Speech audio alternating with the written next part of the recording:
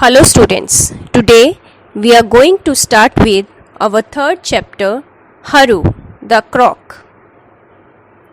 One day, Vikas Babu, the station master of Lakshmikantpur, brought home an unusual pet for his children, a baby crocodile.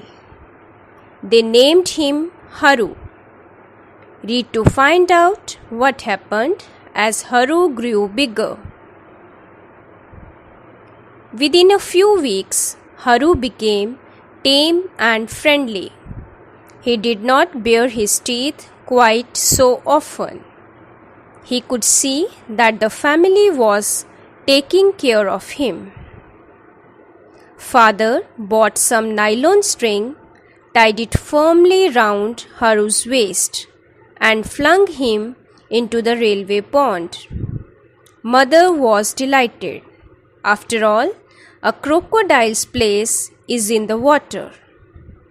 The news soon spread all over the village that Vikas Babu, the station master, had brought an enormous crocodile from the Sundarbans and kept it in the railway pond so that no one could steal any fish. As a result, no one heard the illegal splash of fishing nets at night anymore. Next page. Anglers who sat on the bank with fishing rods during the early mornings and the quiet afternoons disappeared as if by magic. Earlier, village girls often used the pond to wash dirty clothes, and buffaloes laced in the water after plowing the fields. But that too stopped now, without Haru having to bare his teeth or swish his tail. His very name seemed to scare them off. Very good, father said. Haru can do a great deal if we can train him.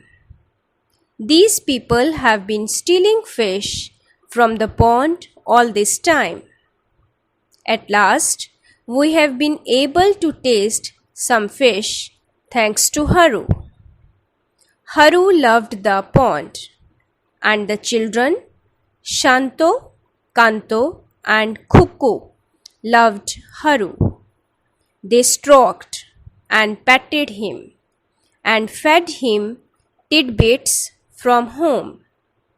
After a few days, Haru came up from the pond whenever anyone called his name. Staying in the pond suited him, and he put on weight steadily. He soon learned to cross the railway lines and come home on his own. He would lie in the courtyard, lazily basking in the sun. Haru grew bolder day by day. He soon set off with father to the railway station every day. A useless weighing machine had been lying in a corner of the platform for a long time. Haru would go and lie on it quietly the whole day.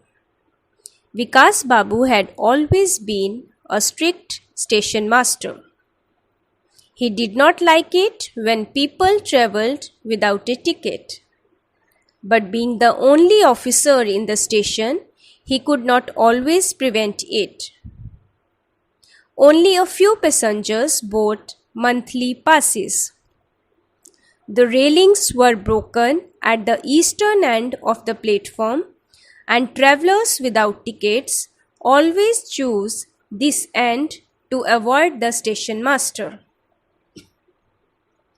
One morning, as soon as an old man got off the 11:45 a.m. Lakshmikantpur local and made for the broken railing, Haru came slithering and caught hold of his dhoti. The panic-stricken man dropped his bundle of rice and bananas in fright and let out a wild scream. He would probably have fainted on the spot had Vikas Babu not come running to see what the noise was all about.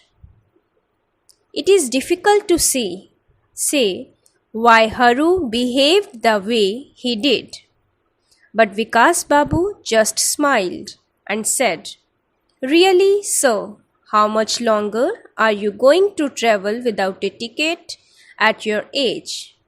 You would better start buying tickets from now on. Then you can travel without fear. Haru won't attack you if you have a ticket." The story spread like wildfire. It gained color as it traveled. Everyone at the local tea shop claimed that if you tried traveling without a ticket, the crocodile would bite chunks of your body. Nowadays, there is always a long queue in front of the ticket counter, both in the mornings and in the evenings. In fact, at times, Vikas Babu finds it tough to cope with the crowd. Next page. Something else has also happened. Thanks to Haru, loafers and crooks have stopped loitering about on the railway platform.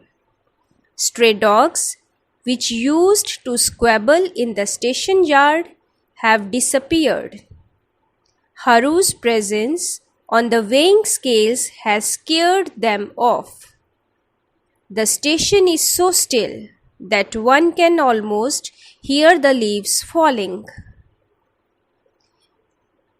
Vikas Babu has received 2 certificates from the head office, one for having the cleanest station and the other for the sudden increase in railway income from this particular station. Of course, Vikas Babu is very pleased, and Shanto, Kanto and Kuku continue to climb onto Haru's back and play riding a crocodile with Haru. After all, he is their favorite pet. That's all for the